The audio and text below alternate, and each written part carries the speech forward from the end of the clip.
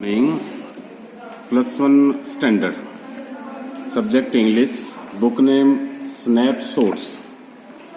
बहुत ही lovely lesson number 1। Easy lesson हैं जो आसानी से आपको समझ आ जाए वो करने जा रहे हैं। The tale of melon city. Tale कहानी होती है, मिलोन एक शहर का नाम, मिलोन शहर की कहानी।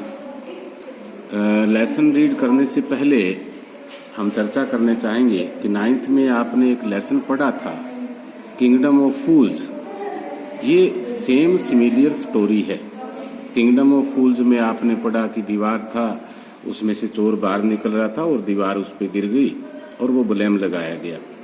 यहाँ जो टेल ऑफ मेलोन सिटी में क्या कहता है, विक्रम सेठ यहाँ राइटर हैं, वो कहते हैं in the city of which I sing, जिस शहर में मैं गाना गाता था, there was a just and placed king, एक शांत राजा था। द किंग प्रोक्लम्ड, राजा ने घोषणा की, an arch should be contested that triumphantly, एक आर्चमैन की इस प्रकार जैसे द्वार होता है, घर के आगे हम बाहर निकलते हैं तो ड्योडी बोल देते हैं, द्वार देते हैं।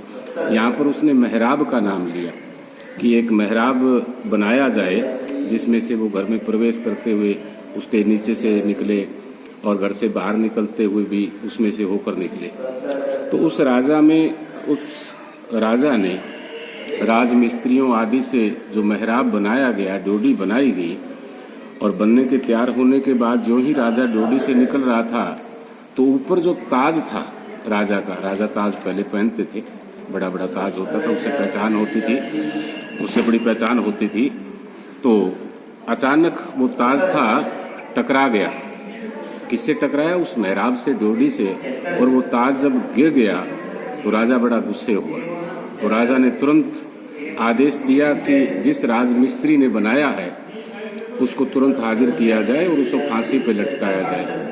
लेकिन राजमिस्त्री ने कहा ये तो मजदूरों का है कि उन्होंने सही प्रकार से उसे सामान नहीं दिया। फिर मजदूरों को बुलाया गया, मजदूरों के बाद में वास्तुकार जिसने ये नक्शा बनाया था उसको बुलाया गया, और वास्तुकार ने कहा तो ये तो मेरी भी गलती नहीं है क्योंकि इस मेहराब की गलती है, इसने आपके ताज को गिराया गया है। लेकिन सभासद और सभी ने कहा कि इसको, जिसने राजा के ताज को गिराया, उसको फांसी कैसे हो सकती है। लोगों की भीड़ थी चारों तरफ महल के।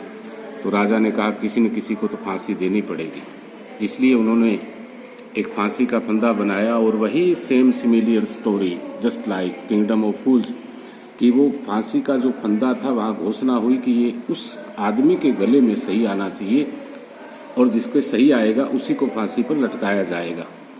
और आपको ताजुब होगा विद्यार्थियों कि वो फांसी का फंदा पूरे राज्य के लोगों के किसी के भी नहीं आया, अनफिट था, केवल राजा के गले में वो सही आया। और वो बुद्धिहीन लोगों ने अपने ही राजा को फांसी पर लटका दिया। और बाकी जो लोग बचे हुए थे कि एक व्यक्ति जो उस राज्य में, मूर्ख तो सारे ही थे, एक और मूर्ख था जो खरबूजों को बहुत ज़्यादा पसंद करता था, और उससे पूछा गया कि किसको राजा बनाया जाए, तो उसने कहा खरबूजे को राजा बना दिया जाए। तो उस देश के लोगों ने उस खरबूजे के ऊपर ही ताज रख दिया, यानी कि खरबूजा ही वहाँ शासक बन गया।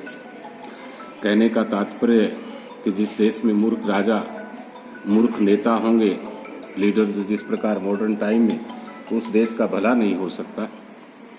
कि किसी भी देश में शासन, प्रशासन बुद्धिमत्ता से, पढ़ाई से, एजुकेशन से, सीख से, चाहे वो किसी भी प्रकार का कार्य है, वो बुद्धि से करना चाहिए, सोच समझ कर करना चाहिए।